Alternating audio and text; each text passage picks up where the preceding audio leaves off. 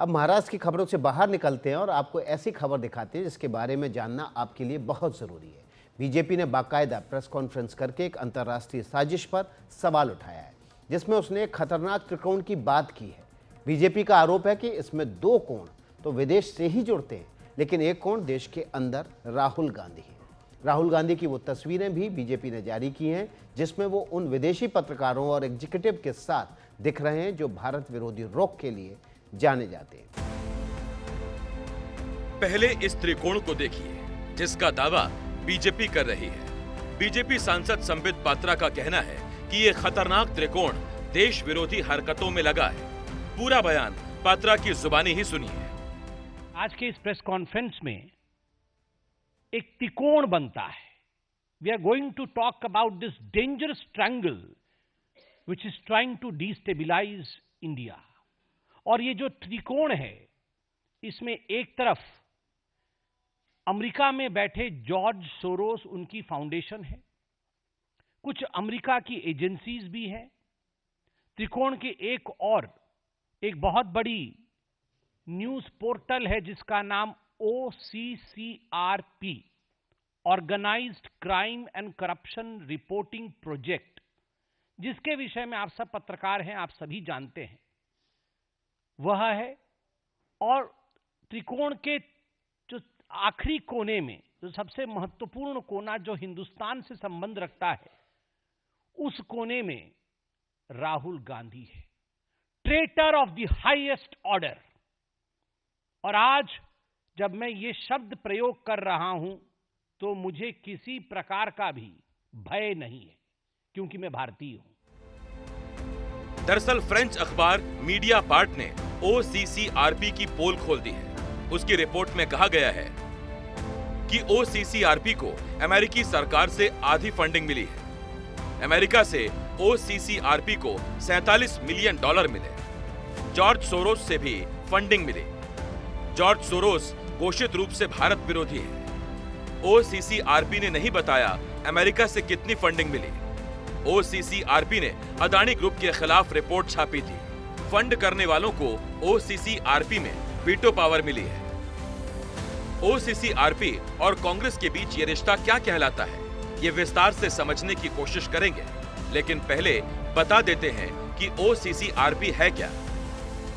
OCCRP organised crime and corruption reporting project, संगठित अपराध, भ्रष्टाचार, वित्तीय गड़बड़ियों पर रिपोर्टिंग। मीडिया पार्ट के रिपोर्ट के मुताबिक सालाना बजट 178 करोड़ रुपए।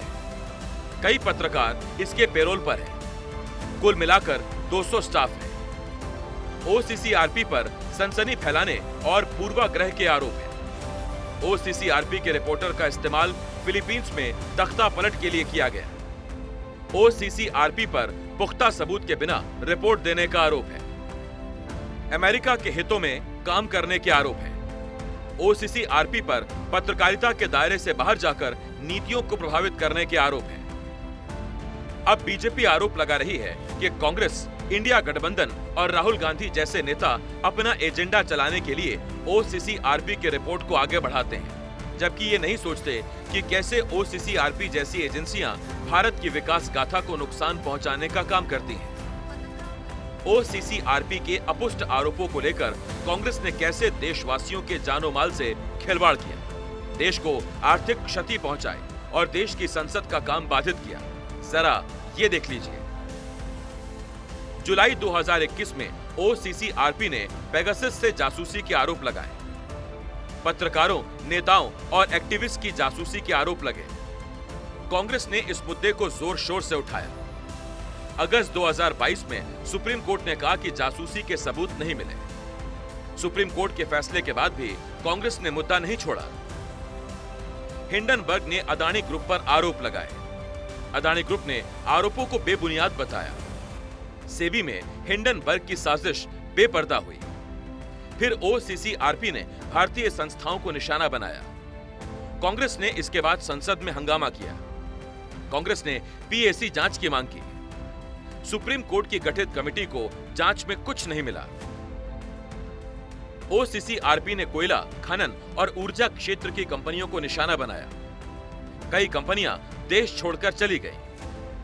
देश को करोड़ों का नुकसान हुआ। कांग्रेस नेता जयराम रमेश ने ओसीसीआरपी का बचाव किया। ओसीसीआरपी ने भारतीय कोवैक्सीन पर सवाल उठाए।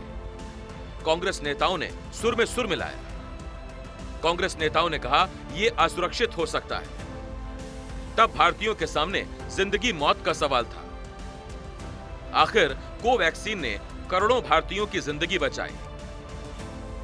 अब सवाल यह है कि अमेरिका और घोषित रूप से भारतीय विरोधी जॉर्ज सोरेस के पैसों से चलने वाले ओसीसीआरपी के नैरेटिव को हवा देकर क्या कांग्रेस भी देश विरोधी एजेंडे में शामिल नहीं हो गई?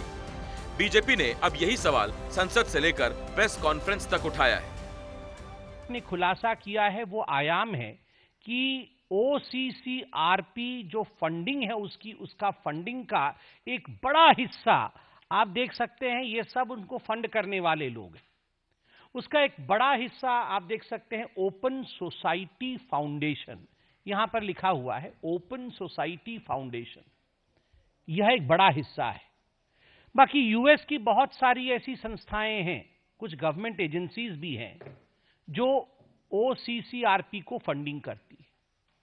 अब ये जो ओपन सोसाइटी फाउंडेशन है ये किसका है? आपने कई बार इसका नाम सुना है, जॉर्ज सोरोस। ये जॉर्ज सोरोस का है, अर्थात जॉर्ज सोरोस ओसीसीआरपी का एक बहुत बड़ा फंडर है, उसको बहुत पैसा देता है। और मीडिया पार्ट जो फ्रांस का न्यूज़पेपर है वो कहती है कि हम तो सोचते थे कि ओसीसीआरपी एक इंडिपेंडेंट एजेंसी है, जैसे कि मीडिया एजेंसी को होना चाहिए, मगर अगर 70% पैसा उसका किसी एक सोर्स से आता है तो स्वाभाविक है वो तटस्थ नहीं रह सकता है।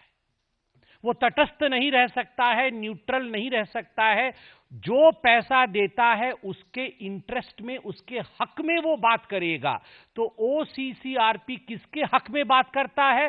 जॉर्ज सोरोस और डीप स्टेट, अमेरिका में जो डीप स्टेट हैं, जो कुछ ऐसी एजेंसीज अमेरिका के अंदर छुपी हुई हैं जो कहीं ना कहीं अन्य राज्यों में, अन्य जगहों पे इंस्टेबिलिटी चाहती हैं, उनके द्वारा फंड लेने के कारण उनके इंटरेस्ट के लिए काम करती है ये ओसीसीआरपी, जिसे हम कह सकते हैं organised crime and corruption reporting project. A French publication has recently published its own report based on its investigation on the Sarajevo-based OCCRP, Organized Crime Corruption Reporting Project. इस रिपोर्ट के अनुसार यह कहा गया है कि इस प्रोजेक्ट को फॉरेन गवर्नमेंट्स की फंडिंग है और उसका फोकस इंडिया के ऊपर भी है, और इस फॉरेन गवर्नमेंट की फंडिंग के साथ साथ जॉर्ज सोरोस के साथ भी इनका कनेक्शन है।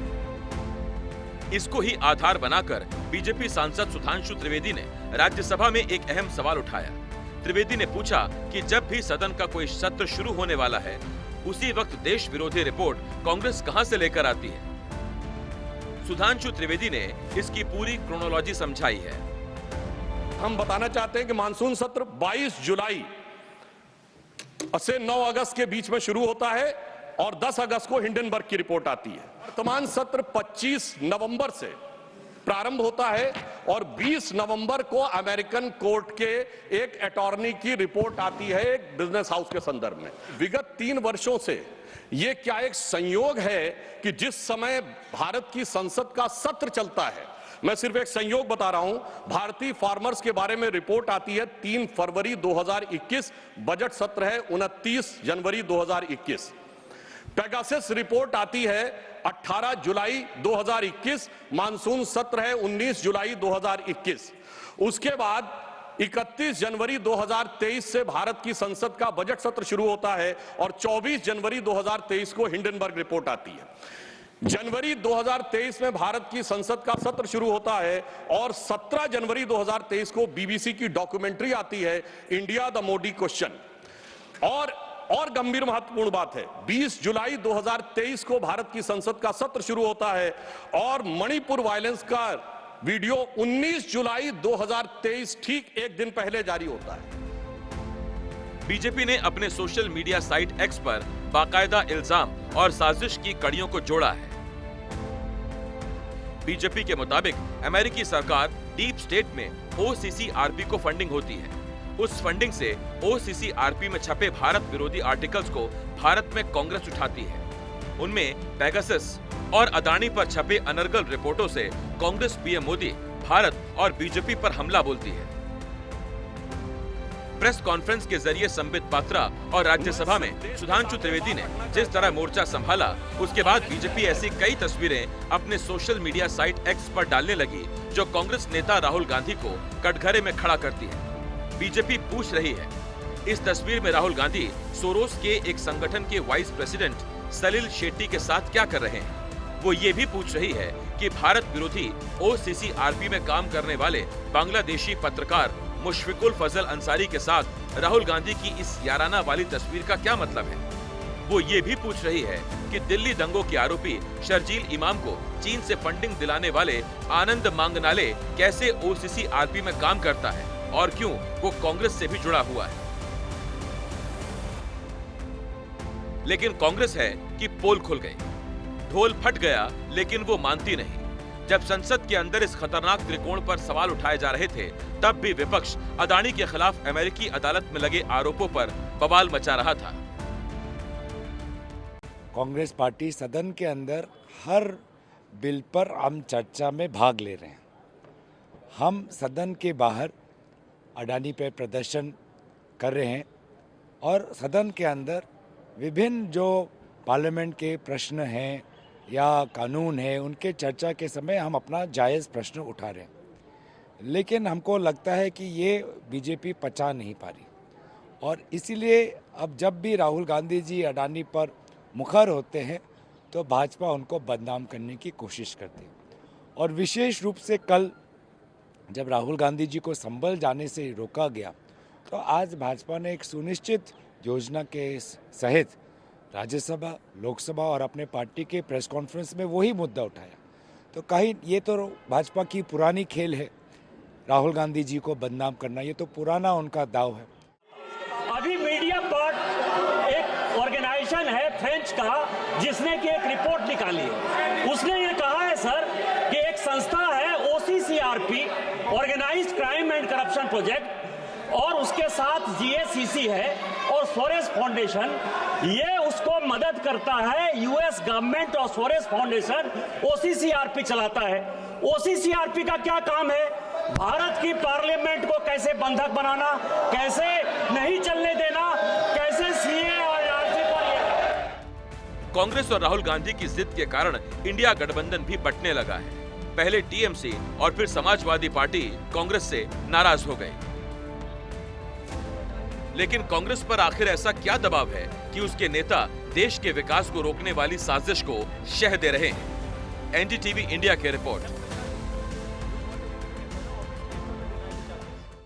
तो इस खबर पर और ज़्यादा खास तौर पर मेहमान हमारे साथ महेश जेठमलानी जुड़ रहे हैं और उनसे समझेंगे इस पूरी खबर को विस्तार से।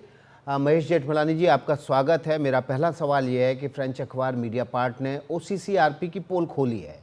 कैसे भारत विरोधी सोरोस और अमेरिका के पैसे पर वो भारत के खिलाफ गलत रिपोर्ट दिखाता है।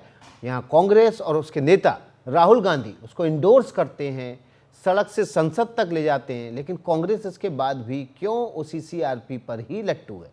सवाल ये है कि जब झूठी उसकी रिपोर्ट साबित हो रही है, फिर भी कांग्रेस क्यों लट्टू है? देखिए, क्योंकि मुझे लग रहा है कि कांग्रेस को अपना कोई कार्यक्रम नहीं है। वो सिर्फ इंडिया को डिवाइड करने का, उसका लक्ष्य सिर्फ इंडिया को डिवाइड करने का है और इंडिया की इकोनॉमिक स्टेबिलिटी को अंडरमाइन करने की बात है। जहाँ तक उनके सब, उनका कोई क्लियर आइडियोलॉजी नहीं है। आप देखेंगे उनके जो भी एक्शंस हैं, उनके एक्शन से इतना ही मालूम होता है कि वो देश के हित के इश्यूज़ को उठाते हैं पार्लियामेंट में, और वो इश्यूज़ के सपोर्ट के लिए वो ये अपने यानी काम से ये स्थापित करने की कोशिश में नहीं है। ये विदेशी न्यूज़पेपर्स और ऑर्गेनाइजेशंस के मदद लेते हैं। उनके जो इनपुट्स हैं, जो वे बार बार पार्लियामेंट में पेश करते हैं और पार्लियामेंट को डिस्टर्ब करते हैं, वो सिर्फ OCCRP जैसे संस्थाओं के बेसिस पे है। लेकिन महेश जेठमलानी जी, राहुल गांधी ओसीसीआरपी के बांग्लादेशी पत्रकार से मिलते हैं जो भारत विरोधी खबर छापता है, वो सोरोस के संगठन के वाइस प्रेसिडेंट के साथ घूमते हैं। ये सारी तस्वीरें बीजेपी ने आज सोशल मीडिया पर जारी की हैं। आखिर इसके पीछे वजह क्या है, क्या मकसद है, क्या चाहती है बीजेपी?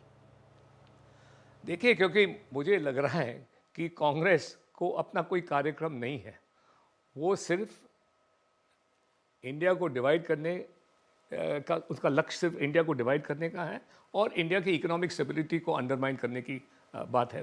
जहाँ तक उनके साथ उनका कोई क्लियर आइडियोलॉजी नहीं है। आप देखेंगे उनके जो भी एक्शंस हैं, उनके एक्शन से इतना ही मालूम होता है कि वो देश के हित के इश्यूज़ को उठाते हैं पार्लियामेंट में, और वो इश्यूज़ के सपोर्ट के लिए वो ये अपने यानी काम से ये स्थापित करने की कोशिश में नहीं है। ये विदेशी न्यूज़पेपर्स और ऑर्गेनाइजेशंस के मदद लेते हैं। उनके जो इनपुट्स हैं, जो वे बार बार पार्लियामेंट में पेश करते हैं और पार्लियामेंट को डिस्टर्ब करते हैं, वो सिर्फ OCCRP जैसे संस्थाओं के बेसिस पे है। लेकिन महेश जेठमलानी जी, मीडिया पार्ट का कहना है कि पेगासस से वैक्सीन के खिलाफ और हिंडनबर्ग तक झूठे आरोपों की झड़ी OCCRP ने ही लगाई थी। अब ये बातें खुल भी गई हैं। आप इसे भारत की इकोनॉमी को डिस्टर्ब करने के लिए कितनी बड़ी अंतर्राष्ट्रीय साजिश समझते हैं? और अगर ये साजिश है तो क्या केवल OCCRP ही इसके पीछे है? देखिए, साजिश तो है ही, और उस साजिश को उस साजिश के खिलाफ हम कर्तव्य ले सकते हैं। हम कुछ ये हमारा कानून काफ़ी स्पष्ट है। हम कुछ सालों पहले हमने एक संशोधन लाया था UAPA एक्ट में, जिसमें टेररिस्ट एक्टिविटीज़, अनलॉफुल एक्टिविटीज़ को प्रिस्क्राइब किया गया है और पनिशमेंट और उसमें सज़ा भी प्रिस्क्राइब की गई है। उसका इस्तेमाल हमें करना चाहिए, क्योंकि उस अमेंडमेंट के तहत इकोनॉमिक सिक्योरिटी, जो भी इकोनॉमिक सिक्योरिटी को थ्रेट करता है या अंडरमाइन करता है, वो एक टेररिस्ट है। क्योंकि टेररिस्ट के डेफिनेशन में अब ये भी है कि जो भी व्यक्ति हमारे इकोनॉमिक सिक्योरिटी को चोट या नुकसान पहुंचाने के लिए साजिश करता है, कुछ भी करता है, और उनके जो मदद करने वाले यानी कांग्रेस पार्टी उसको मदद करते हैं, तो ये लोग सब इकोनॉमिक टेररिस्ट बन जाते हैं। और UPA के सेक्शन 15 द्वारा ये इनको सज़ा मिल सकती है। वो इन्वेस्टिगेशन होना चाहिए ये सब के खिलाफ, और प्रोसिक्यूशन शुरू करना चाहिए। क्योंकि ये जो एक्टिविटी हो रहा है, ये स्पष्ट रूप से मैं कह रहा हूँ, यदि ये threatening economic security of India के डेफिनेशन में नहीं आता है तो और कुछ भी नहीं आता है।